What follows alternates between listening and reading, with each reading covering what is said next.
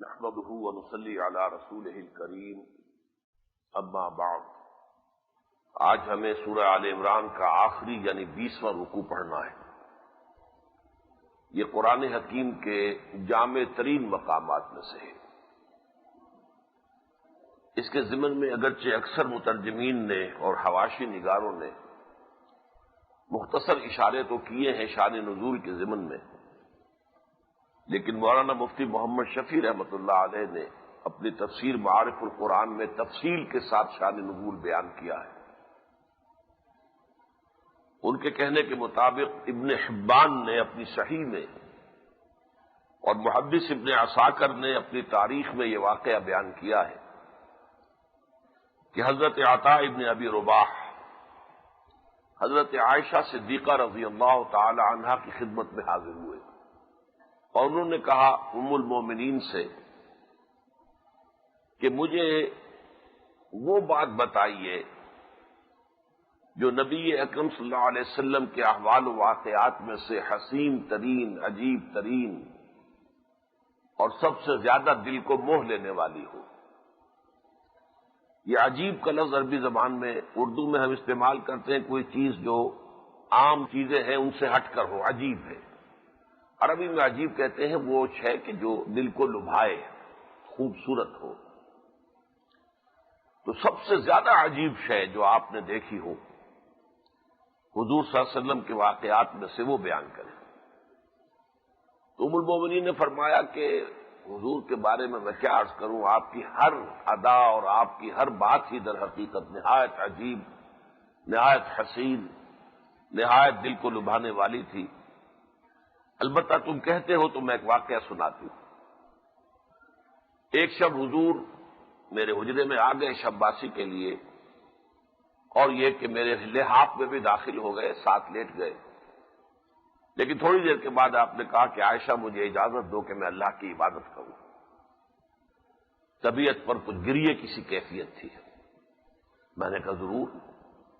آپ اٹھے، وضو کیا، نماز میں کھڑے ہوئے اور گریہ شدید طاری رہا، روتے رہے یہاں تک کہ آپ کی داڑھی جو ہے وہ آنسوؤں سے تر ہو گئی۔ اس کے بعد آپ نے رکوع کیا، اس میں بھی روتے رہے، وہی گریہ و بکا جاری رہا۔ سجدہ کیا تو سجدے میں بھی یہی حالت تھی۔ اسی طرح پوری رات گزر گئی، یہاں تک کہ جب حضرت بلال صبح کی نماز اب جماعت جو ہے کھڑی ہو رہی ہے فجر کی، اس وقت تشریف لائے، انہوں نے آ کر حضور کو اطلاع دی۔ اس وقت بھی کیفیت آپ کی وہی تھی۔ حضرت بلال نے پوچھا کہ حضور آپ کی یہ کیفیت کیوں ہے؟ آپ کو تو اللہ تعالیٰ اگلے پچھلے سارے گناہ معاف کر چکا ہے۔ تو آپ نے ایک تو وہی بات کہی جو عام طور پر ایسے حالات میں آپ سے منقول ہے، تو میں کیا اللہ کا شکر گزار بندہ نہ بنوں؟ لیکن ساتھ ہی آپ نے فرمایا بلال آج میں کیوں نہ روں؟ یہ اصل میں تشکر کا گریہ ہے کہ آج مجھ پر یہ آیات نازل ہوئی ہیں، ان فی خلق السماوات والارض واختلاف اللیل والنہار الی آخر السورہ۔ اور اس کے بعد حضور نے فرمایا کہ تباہی اور بربادی ہے ان لوگوں کے لیے جو ان آیات کو پڑھیں اور ان پر غور نہ کریں۔ تو اس حوالے سے آج ہمیں ان آیات پر ان کو پڑھنا بھی ہے، ان پر غور کرنا ہے۔ ارشاد باری تعالی ہے اعوذ باللہ من الشیطان الرجیم، بسم اللہ الرحمن الرحیم، ان فی خلق السماوات والارض واختلاف اللیل والنہار لآیات لأولی الالباب الذین یذکرون اللہ قیاما وقعودا وعلی جنوبہم ویتفکرون فی خلق السماوات والارض ربنا ما خلقت ھذا باطلا سبحانک فقنا عذاب النار ربنا انک من تدخل النار فقد اخزیتہ وما للظالمین من انصار ربنا اننا سمعنا منادیا ینادی للایمان ان آمنوا بربکم فآمنا ربنا فاغفر لنا ذنوبنا وکفر عنا سیئاتنا وتوفنا مع الابرار ربنا وآتنا ما وعدتنا على رسلك ولا تخزنا يوم القيامة إنك لا تخلف الميعاد صدق الله العظيم رب اشرح لي صدري ويسر لي أمري واحلل عقدة من لساني يفقهوا قولي اللهم ربنا ألهمنا رشدنا وأعذنا من شرور أنفسنا اللهم أرنا الحق حقا وارزقنا اتباعه وأرنا الباطل باطلا وارزقنا اجتنابه اللهم نور قلوبنا بالإيمان واشرح صدورنا للإسلام اللهم وفقنا لما تحب وترضى وتقبل منا فإنك خير المتقبلين آمین یا رب العالمین۔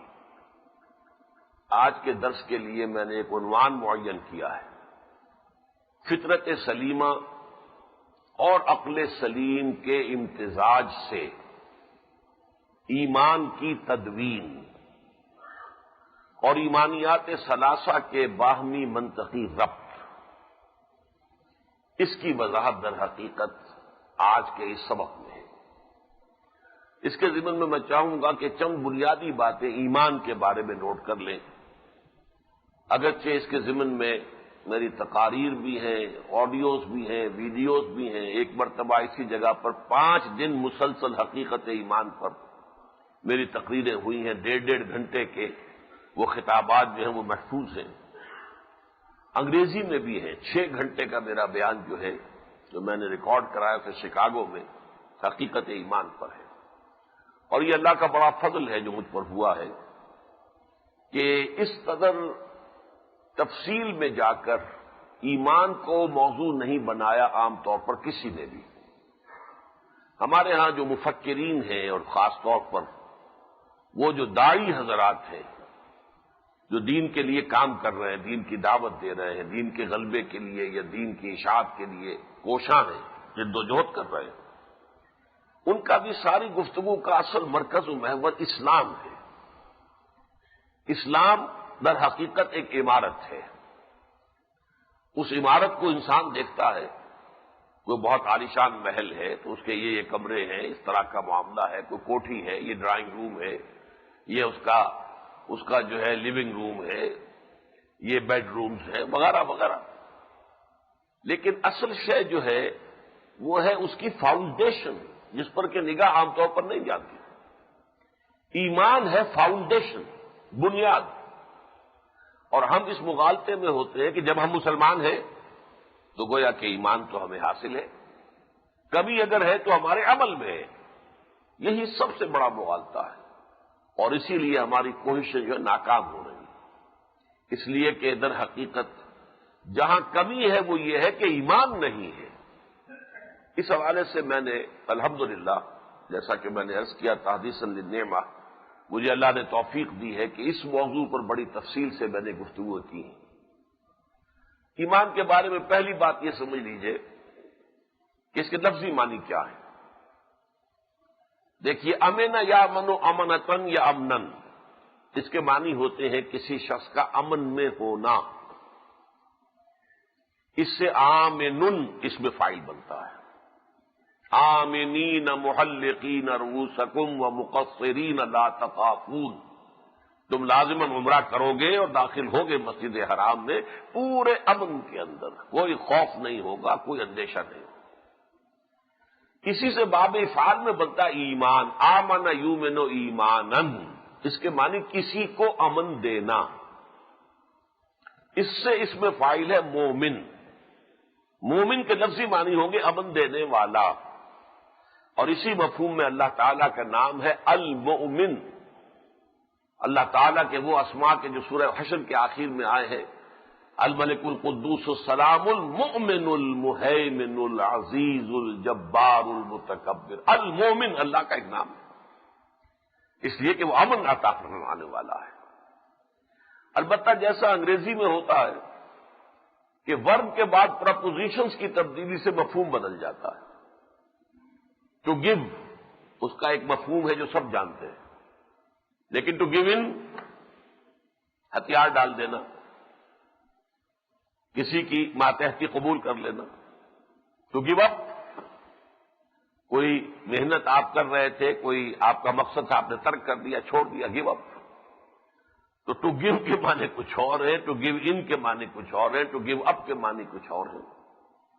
عربی میں اتنا زمین و آسمان کا فرق تو واقع نہیں ہوتا ہے، اس لیے کہ جو روٹ ہوتی ہے جس سے کہ الفاظ جیسے ایک درخت کی جڑ ہے، اس سے تنا اور پھر شاخیں اور پھر پتے، لیکن ہر پتے کا تعلق جڑ کے ساتھ قائم رہے گا.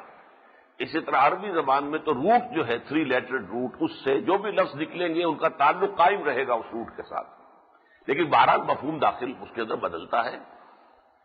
تو ایمان کے ساتھ اگر لفظ با آ جائے، حرف با، آمنا بے، یا لام آ جائے آمنا لہو، اس کے معنی کسی کی تصدیق کرنا. اب یہاں سوال پیدا ہوگا کہ پھر کہاں روٹ کے ساتھ کیا تعلق رہا اس کا؟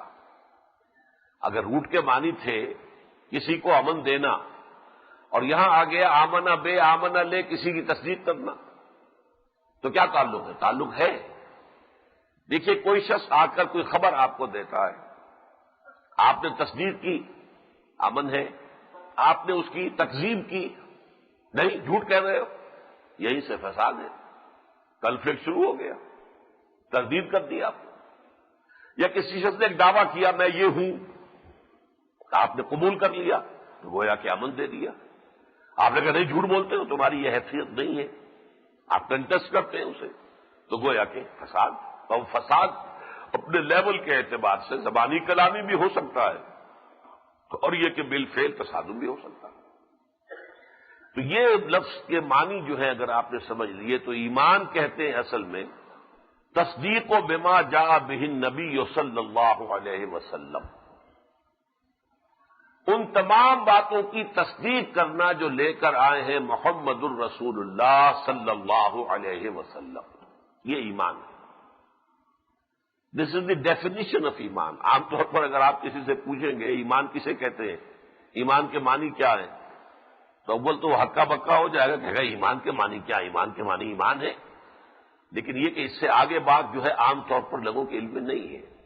تو میں نے لفظی بات بھی بتائی، امن یا امن و امن وامنتن، امن میں ہونا، اس میں فاعل آمن، آمن یومن و ایمانن، کسی کو امن دینا، اس میں فاعل مؤمن، اور با اور لام کے اضافے سے تصدیق کرنا. آمن بہ آمن لہو، اس کی بات مان لی، اس کی تصدیق کی، اس کے دعوے کو مان لیا، یا اس کی دائی ہوئی خبر کی تصدیق کر دی.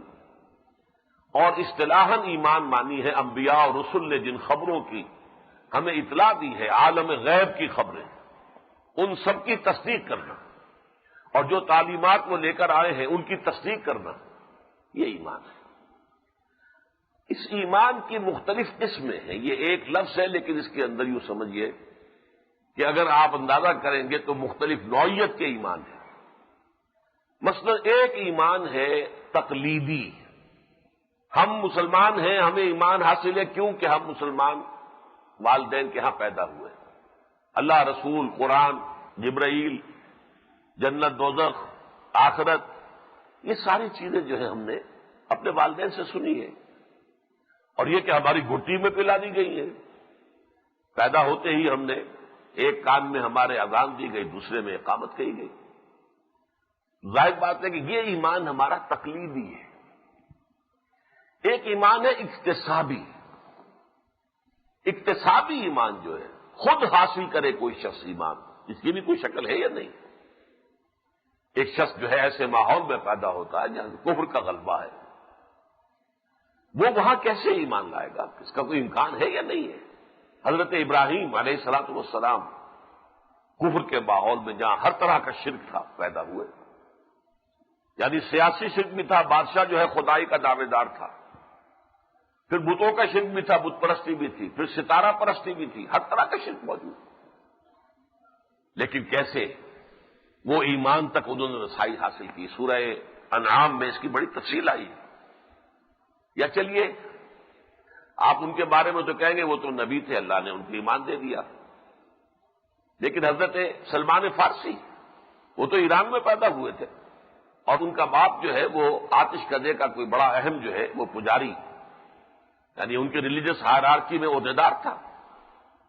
لیکن اس کے باوجود ان کے دل میں وحشت پیدا ہوئی، یہ کیا ہے؟ یہ آگ کو ہم خود جلاتے ہیں، اس میں لکڑی ڈالتے ہیں تو وہ جلتی ہے، پھر اسی کو ہم پوجتے ہیں، اسی سے دعائیں مانگتے ہیں۔ اب اس کی بنا پر گھر سے نکالے گئے، جیسے حضرت ابراہیم کو ان کے والد نے نکال دیا تھا، باپ نے انہیں بھی نکال دیا، جیسے حضرت ابراہیم نے عراق سے ہجرت کی تھی اور شام چلے گئے تھے، یہ اب ایران سے نکلے ہیں اور شام پہنچ گئے ہیں، اور وہاں جا کر انہوں نے عیسائیت کا مذہب اختیار کیا، کیونکہ اس وقت اسلام عیسائیت ہی تھی۔ حضور کی آمد تک اور بعثت تک جو رسالت کا کس کا دور تھا؟ حضرت مسیح علیہ السلام کا۔ لہذا اس وقت کا اسلام جو ہے وہ عیسائیت تھی، نصرانیت تھی، اور اس کے بعد بھی اگرچہ ان کے دل کو تسلی نہیں ہوئی، تشفی نہیں ہوئی، تو جب وہ راہب فوت ہو رہا تھا تو انہوں نے پوچھا کہ اب میں تمہارے بعد کہاں جاؤں گا؟ تو انہوں نے کہا آخری نبی کے ظہور کا وقت قریب ہے، تم ٹرائی یور لک، جاؤ جنوب کی طرف، کھجوروں کی سرزمین میں آخری نبوت کا ظہور ہونے والا ہے، میرا علم مجھے یہ بتاتا ہے۔ بڑا عالم شخص تھا۔ اب وہ عرب کی طرف چلے، قافلے پر ڈاکوؤں نے حملہ کیا، لوٹ لیا، ان کو گرفتار کیا، غلام بنا کر بیچ دیا، لیکن خریدا کس نے؟ ایک یہودی نے جو مدینے کا رہنے والا تھا۔ گویا مدینے پہنچ گئے، لیکن آئے ہیں غلامی کی حالت میں، زنجیر پڑی ہوئی ہے۔ اب خبریں تو سن رہے ہیں کہ کسی نے مکے میں اعلان کیا ہے نبوت کا، لیکن ظاہر بات ہے ان کے پاؤں میں تو غلامی کی زنجیر ہے، یہ تو اب مکے تو نہیں جا سکتے۔ تو میں یہ کہا کرتا ہوں، اگرچہ یہ کہ اس کو بلا تشبیہ سمجھنا چاہیے کہ وہ ہم جو کہتے ہیں کہ پیاسا کنویں کے پاس جایا کرتا ہے، کنواں تو پیاسے کے پاس نہیں آتا۔ حضرت سلمان فارسی کے ضمن میں میں کہہ سکتا ہوں کہ کنواں چل کر پیاسے کے بعد آیا ہے۔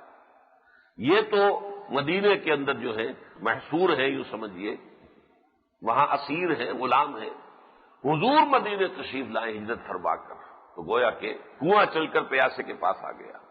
بہرحال وہ لمبی بات ہو جائے گی تفصیلات میں جانے سے۔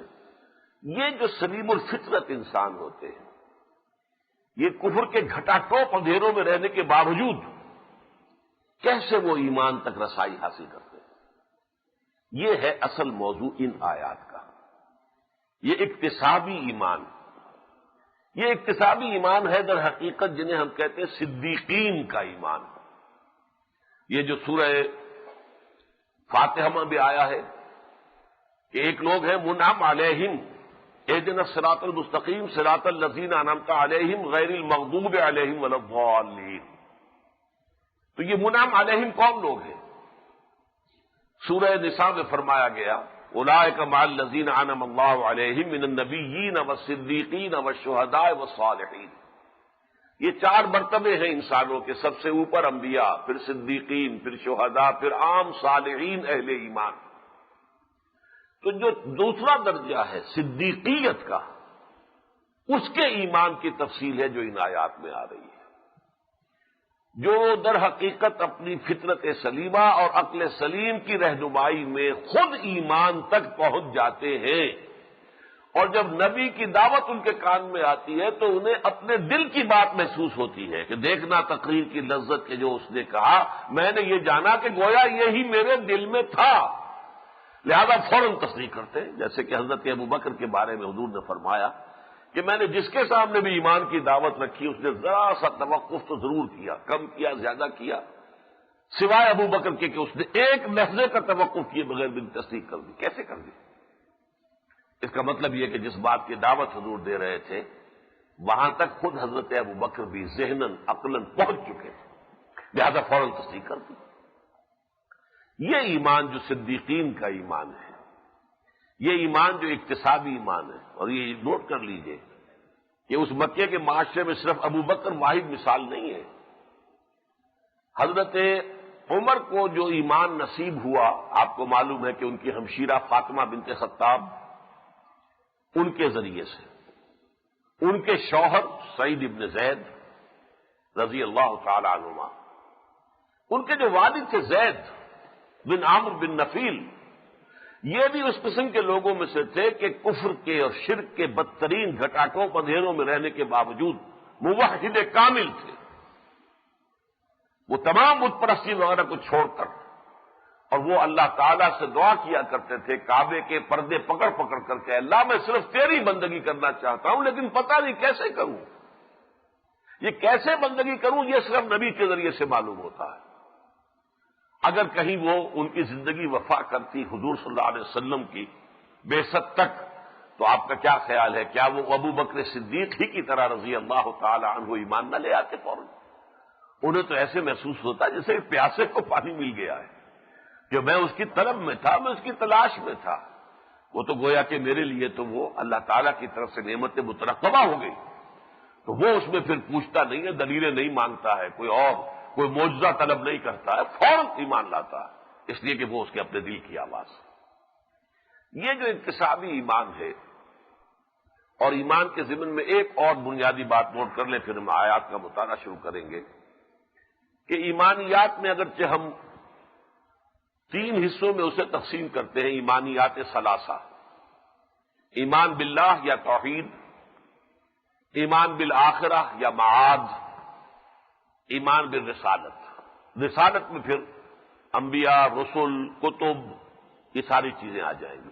فرشتہ بھی اسی میں آئے گا، اس لیے کہ وحی کا لانے والا فرشتہ ہے۔ ایمان بالرسل، ایمان بالانبیاء، ایمان بالکتب، ایمان بالملائکہ، یہ سب کیا ہے؟ ایمان بالرسالت کے اجزاء ہیں۔ ایمان بالآخرت کے بعث بعد الموت، حشر و نشر، حساب کتاب، جزا و سزا، جنت اور دوزخ، یہ سب کیا ہے؟ یہ ایمان بالمعاد یا ایمان بالآخرہ کا حصہ ہے۔ اللہ کا ایمان، اللہ کی توحید، اللہ کے اسماء و صفات، ان 3 ایمانیات میں یہ جان لیجئے کہ اصل ایمان، جڑ کا ایمان، بنیادی ایمان جو ہے وہ ایمان باللہ ہے۔ اسی لیے ایمان مجمل کے الفاظ آپ نے یاد کیے ہوں گے بچپن میں، آمنت باللہ کما ہوا باسمائہ و صفاتہ وقبلت جمیع احکامہ اقرار باللسان و تصدیق بالقلب۔ کسی اور ایمان کا تذکرہ ہی نہیں، نہ ایمان بالرسالت کا، نہ ایمان بالکتب کا، نہ ایمان بالملائکہ کا، نہ بعث بعد الموت کا، کچھ بھی نہیں۔ وہی ایمان جب مفصل بنتا ہے، ایمان مفصل، آمنت باللہ وملائکتہ وکتبہ ورسلہ والیوم الآخر والقدر خیرہ وشرہ من اللہ تعالی والبعث بعد الموت، مفصل ایمان یہ ہے، اس میں تمام آرٹیکلز آف فیتھ آ گئے۔ لیکن مجملاً ایمان کیا ہے؟ ایمان باللہ، آمنت باللہ کما ہوا باسمائہ و صفاتہ، میں تصدیق کرتا ہوں اللہ کی، میں مانتا ہوں، تسلیم کرتا ہوں اللہ کو جیسے کہ وہ اپنے اسماء و صفات سے ظاہر ہے، اور میں نے قبول کیا اس کے سارے احکام، قبلت جمیع احکامہ اقرار باللسان و تصدیق بالقلب، میں زبان سے اقرار کر رہا ہوں اور دل سے تصدیق کرتا ہوں۔ یہ ایمان مجمل ہے۔ تو گویا کہ ایمان اصل جو ہے وہ ایمان باللہ ہے، توحید پر ایمان، اللہ پر ایمان، اس کی ذات و صفات پر ایمان۔ باقی ویسے بھی ایمان بالآخرہ کیا ہے؟ اللہ کی صفت عدل کا ظہور ہے، نیکوں کو ان کی نیکی کی جزا دے، بدوں کو ان کی بدکاری کی سزا دے، یہ اللہ تعالیٰ کی صفت عدل ہے۔ العدل اللہ کے ناموں میں سے، اس کا ظہور آخرت ہے۔ نبوت و رسالت کیا ہے؟ یہ اللہ تعالیٰ کی صفت ہدایت کا، وہ الہادی ہے، ہدایت دینے والا ہے۔ تو اللہ تعالیٰ کی صفت ہدایت کا تکملہ، تتمہ، اس کا ایک اتمام اور تکمیل جو ہے وہ ہوتی ہے انبیاء اور رسول کے ذریعے سے۔ تو صفت ہدایت کا مظہر رسالت، صفت عدل کا مظہر آخرت، باقی اصل جو ہے ایمان، ایمان باللہ ہے۔ اب یہ اللہ پر ایمان کا جہاں تک معاملہ ہے، اس کو نوٹ کر لیجئے۔ اگرچہ یہودی، عیسائی اور مسلمان متکلمین، انہوں نے ہستی باری تعالیٰ کے ضمن میں عقلی اور منطقی دلائل کے بڑے انبار لگائے ہیں۔ علم کلام کسے کہتے ہیں؟ اسکالسٹسزم، یہ ایک خاص شعبہ ہے علم کا۔ ایک علم تفسیر ہے، ایک علم حدیث ہے، ایک علم فقہ ہے، ایک علم کلام ہے۔ علم کلام کیا ہے؟ کہ جو ایمان کی بنیادی باتیں ہیں ان کا عقلی طور پر اس بات کیا جائے، عقل کے ساتھ اس کا مطابقت ثابت کی جائے، کہ معلوم ہو کہ یہ چیزیں جو ہے عقل کے ساتھ مطابقت رکھنے والی ہیں۔ یہ کوشش جو لوگ کرتے رہے انہیں متکلمین کہتے ہیں۔ متکلمین یہودیوں میں بہت بڑے بڑے متکلم پیدا ہوئے، عیسائی متکلمین بہت بڑے بڑے، مسلمان متکلمین۔ لیکن اللہ کی ہستی پر جتنے دلائل دیے گئے ہیں منطقی اعتبار سے، اس کے بارے میں کانٹ جو ایک بہت ہی یوں سمجھیے کہ فلسفے کی دنیا میں عظیم انقلاب کے کارم بردار سمجھا جاتا ہے، اس نے یہ ثابت کر دیا کہ ان میں سے کوئی دلیل بھی قطعی نہیں ہے۔ برہان جو ہے وہ تو جیسے کہ لوہا لوہے کو کاٹتا ہے، منطق کی دلیل کو منطق کاٹ دیتی ہے۔ اللہ کی ہستی پر کوئی دلیل نہیں دی جا سکتی، عقلی نہ نقلی، جسے عقل کاٹ نہ دے۔ اب مثلا بہت بڑی دلیل ہے صاحب، کوئی شے بغیر کسی کے پیدا کیے پیدا تو نہیں ہو سکتی۔ یہ کائنات اگر ہے تو کوئی پیدا کرنے والا ہے۔ بظاہر تو بڑی موٹی دلیل ہے، بڑی یوں سمجھیے کہ وزنی ہے، لیکن پھر ایک جگہ آ کر یہ کٹ جاتی ہے جب کہتے ہیں کہ اللہ کو پیدا کرنے والا کوئی نہیں ہے، تو آپ کا اصول تو ختم ہو گیا۔ اگر تو یہی اصول ہے کہ کوئی شے بغیر کسی پیدا کرنے والے کے پیدا نہیں ہو سکتی، تو سوال یہ ہے کہ جس کو ماننے کی آپ دعوت دے رہے ہیں، اللہ اس کا پیدا کرنے والا کون ہے؟ اگر اس کا پیدا کرنے والا کوئی نہیں ہے تو آپ کی دلیل ختم ہو گئی۔ منطق کو کاٹ دیتی ہے، ان الحدید بالحدید یفلح۔ تو کانٹ نے ثابت کیا، اور علامہ اقبال نے جو ان کے یہ فیمس لیکچرز ہیں ان میں انہوں نے تسلیم کیا ہے کانٹ کی اس بات کو کہ جتنے بھی دلائل کونی، دلائل انی، دلائل لمی، جتنے دلائل تھے، the cosmological, the ontological, the teleological arguments for the existence of God, Kant نے سب کو پھوڑ کر رکھ کے دیا، ثابت کر دیا کوئی دلیل نہیں۔ اللہ کی ہستی پر ایمان در حقیقت انسان کی فطرت میں مضمر ایک شے ہے، اس فطرت کے اندر سے ابھرے گی تو وہ ایمان ہوگا۔ لیکن اگر کوئی اڑ جائے، ماننے کو تیار نہیں ہو، تو کوئی عقلی دلیل، منطقی دلیل، سائنٹیفک دلیل جو ہے موجود نہیں ہے جو ثابت کر سکے کہ اللہ کا وجود ہے۔ اس لیے سب سے پہلا مرحلہ کیا ہے ایمان کا؟ ان فی خلق السماوات والارض واختلاف اللیل والنہار لآیات لأولی الالباب۔ یقیناً آسمانوں اور زمین کی تخلیق میں اور دن اور رات کے فرق و تفاوت میں اور الٹ پھیر میں، اختلاف کے دو معنی ہیں۔ اختلاف ایک تو یہ کہ فرق، اس معنی میں قرآن مجید میں آیا ہے لفظ وضاحت کے ساتھ سورہ روم میں، اللہ تعالیٰ کی آیات میں سے ومن آیات ہی اختلاف و السنتکم والوانکم، تمہاری زبانیں اور تمہارے رنگ کتنے مختلف ہیں، کوئی سرخ و سفید رنگت کا ہے، کوئی سیاہ فام ہے، کوئی زرد روح ہے، یہ اختلاف فرق ہے۔ اور ایک اختلاف کا لفظ بنا خلف سے، خلف کہتے پیچھے کو، تو جیسے کہ کوئی شے کسی کے پیچھے لگی ہوئی ہو، یہ اختلاف ہے۔ دن رات کے پیچھے لگا ہوا ہے اور رات دن کے پیچھے لگی ہوئی ہے، یہ الٹ پھیر کہ جب دن آتا ہے تو گویا کہ دن کا تعاقب کرتے ہوئے رات چلی آ رہی ہے، اور رات آتی ہے تو رات کا تعاقب کرتے ہوئے دن چلا آ رہا ہے۔ ان فی خلق السماوات والارض واختلاف اللیل والنہار، یقیناً آسمان اور زمین کی تخلیق میں اور رات اور دن کے الٹ پھیر میں، یہ رات اور دن کے فرق و تفاوت میں بڑا فرق و تفاوت ہے۔ رات جو ہے تاریک ہے، دن روشن ہے، رات آرام کے لیے ہے، دن بھاگ دوڑ کے لیے ہے۔ آپ کو معلوم ہے کہ سارا جو یہ پلانٹ کنگڈم ہے، یہ پورا جو نباتاتی عالم ہے، اس میں جو ہے ایسا نظام تبدیل ہوتا ہے کہ دن کے وقت درخت جو ہے وہ آکسیجن چھوڑتے ہیں اور کاربن ڈائی آکسائڈ یوز کرتے ہیں، لیکن رات کے وقت وہ کاربن ڈائی آکسائڈ چھوڑتے ہیں اور آکسیجن جو ہے استعمال کرتے ہیں۔ آپ ذرا اندازہ کیجئے، اسی لیے رات کو درختوں کے نیچے سونے سے منع کیا جاتا ہے، اس لیے کہ اس وقت جو ہے درخت جو ہے کاربن ڈائی آکسائڈ چھوڑ رہے ہوتے ہیں۔ وہ ظاہر بات ہے انسان کے لیے صحت بخش نہیں ہے بلکہ نقصان دہ ہے۔ ہاں دن میں آپ درختوں کے سائے میں بیٹھیے تو درخت جو ہے وہ اس وقت جو ہے آپ کی ہوا میں سے، جس میں آپ سانس لے رہے ہیں، کاربن ڈائی آکسائڈ کو تو جذب کر رہے ہیں، نکال رہے ہیں، پیوریفائی کر رہے ہیں آپ کی ہوا کو، اور آکسیجن جو ہے وہ ان میں سے نکل رہی ہے۔ تو یہ سارا الٹا نظام جو ہو جاتا ہے، دن اور رات کا یہ فرق بھی ہے۔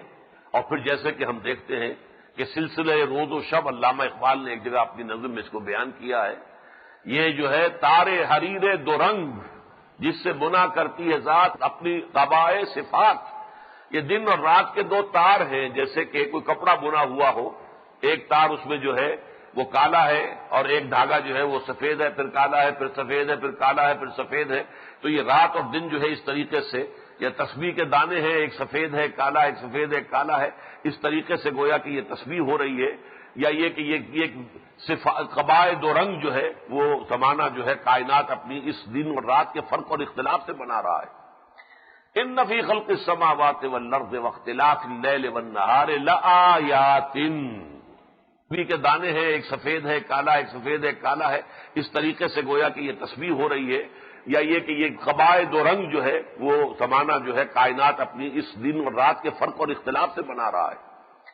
ان فی خلق السماوات والارض واختلاف اللیل والنہار لآیات، یقیناً نشانیاں ہیں، آیات ہیں، لأولی الالباب، ہوش مند لوگوں کے لیے۔ ایک تو سمجھ لیجئے آیت کسے کہتے ہیں؟ آیت نشانی، نشانی سے مراد کیا ہے؟ وہی شے جسے دیکھ کر کوئی اور شے یاد آ جائے، خود بخود یاد آ جائے، وہ اس کی نشانی ہے۔ سادہ ترین مثال یہ ہے کہ آپ کو اگر کسی نے آپ کے دوست نے، عزیز نے کسی وقت کوئی بہت قیمتی قلم آپ کو دیا تحفے میں، اور آپ نے سمجھا کہ یہ قلم بہرحال اتنا قیمتی ہے، عمدہ ہے، دوست نے کہا تو اس کو سنبھال کے رکھ دیا، وہ آپ کے ٹرنک میں پڑا ہوا ہے، سال ہا سال گزر گئے ہیں، نہ دوست سے ملاقات ہوئی، نہ اس کا خیال آیا، کبھی بھی نہیں۔ اچانک کسی روز آپ اپنا وہ ٹرنک کھول رہے تھے، کپڑے الٹ پلٹ کر رہے تھے، وہ قلم آپ کی نگاہوں کے سامنے آ گیا، فوراً آپ کو اپنا دوست یاد آ جائے گا یا نہیں؟ یہ ہے یاد آ جانا۔ اس کے اندر گویا کہ یہ چیز مضمر ہے، کوئی شے اندر ہے، تھی، دوست کی یاد یا دوست کا علم جو ہے وہ آپ کے ذہن میں، آپ کے فکر میں، آپ کی سوچ میں تھا، لیکن نیچا گہرائی میں اتر گیا تھا۔ جیسے یہ ضلع کچہریاں ہوتی ہیں تو اس میں ایک دفتر ہوتا ہے کہ جس میں فائلیں ڈمپ ہوتی ہیں، محافظ خانہ۔ اب کوئی فائل جو ہے بہت نیچے دب گئی ہے، اس کو تلاش کر کے لانے میں جو ہے جو بھی محافظ خانے کا ہوتا ہے انچارج، اسے بڑی مشکل لگتی ہے، لا کے وہ فائل تلاش کرو۔ بڑی کئی سال گزر چکے ہیں اس مقدمے کو، جبکہ وہ فائل بند کر دی گئی تھی، اب اچانک کوئی چیز آ گئی ہے، ایک قتل کا مقدمہ تھا، ساری تفتیش ہو گئی تھی، کہیں قاتل کا پتہ نہیں چلا، اب اچانک کوئی کلو ملا ہے، نکالا بھائی وہ فائل، اب وہ فائل تلاش ہو رہی، وہ فائل تو ہے، اس انبار کے اندر ہے، صرف اسے تلاش کرنا ہے۔ اسی طرح کوئی چیز آپ کے ذہن میں ہے، آپ کے دل میں ہے، آپ کے قلب میں ہے، آپ کی یادداشت کے اندر ہے، لیکن ہے کہیں گہرائی کے اندر، اسے اوپر لانے کے لیے نشانی ہوتی ہے کہ نشانی کو دیکھتے ہی کسی دلیل کے تحت نہیں، اس قلم کو دیکھ کر آپ کو اپنا دوست یاد آیا، کسی دلیل سے نہیں یاد آیا، کوئی اس کے لیے مینٹل پروسیس نہیں تھا، کوئی آپ کا ارادہ نہیں تھا، کوئی آپ نے اس کو قدم بقدم منطقی جو ہے سفر طے کر کے یاد نہیں کیا ہے، اس میں کوئی تکلف نہیں ہے آپ کا، اس میں آپ کی کسی ایفرٹ کو دخل نہیں، خود بخود یاد آ جانا۔ یہ ہے تذکر جسے قرآن کہتا ہے، اور آیات کہتے ہیں نشانیوں۔ یہ جو پہلی آیت ہے اس جگہ پر، اب میں ذرا آپ کو حوالہ دینا چاہتا ہوں، اور یہ ان دو صورتوں کے باہمی ربط و تعلق پر بہت خوبصورت ایک اور بہت سی چیزیں آ چکی ہیں کہ کتنے مضامین مشترک ہیں سورہ بقرہ کے، سورہ آل عمران کے، جنہیں کہ حضور نے ایک نام دیا ہے الزہراوین، دو انتہائی تابناک صورتیں، اس کے اندر جو ہے یہ صورتیں جو جوڑے کی شکل میں ہیں۔ تو سورہ بقرہ کا بھی جو 20واں رکوع ہے اس کی پہلی آیت کیا ہے ذرا یاد کیجئے۔ دیکھیے عجیب بات ہے، سورہ آل عمران کی 20ویں رکوع کی پہلی آیت ابھی ہم نے پڑھی، ان فی خلق السماوات والارض واختلاف اللیل والنہار لآیات لأولی الالباب۔ یہ کیا آیت ہے؟ سورہ بقرہ کے 20ویں رکوع کی پہلی آیت، ان فی خلق السماوات والارض واختلاف اللیل والنہار والفلک التی تجری فی البحر بما ينفع الناس وما انزل اللہ من السماء من ماء فاحیا به الارض بعد موتها وبث فيها من كل دابة وتصريف الرياح والسحاب المسخر بين السماء والارض لآیات لقوم یعقلون۔ وہی آیت ہے، زیادہ مفصل، یقیناً دن اور رات، یقیناً آسمان اور زمین کی تخلیق میں اور دن اور رات کے الٹ پھیر میں یا فرق و تفاوت میں، اور اس کشتی یا جہاز میں کہ جو سمندر میں یا دریا میں چلتا ہے، ایسا سامان لے کر جس سے لوگوں کو فائدہ پہنچتا ہے، کہیں کا سامان کہیں پہنچ رہا ہے، اور اس میں کہ جو اللہ نے آسمان سے پانی اتارا اور پھر اس کے ذریعے سے زمین کو اس کے مردہ ہو جانے کے بعد اثر نو زندہ کر دیا، اور پھر اس میں کہ اس میں اللہ تعالیٰ نے ہر طرح کے چوپائے جو ہیں پھیلا دیے، اور پھر ہوا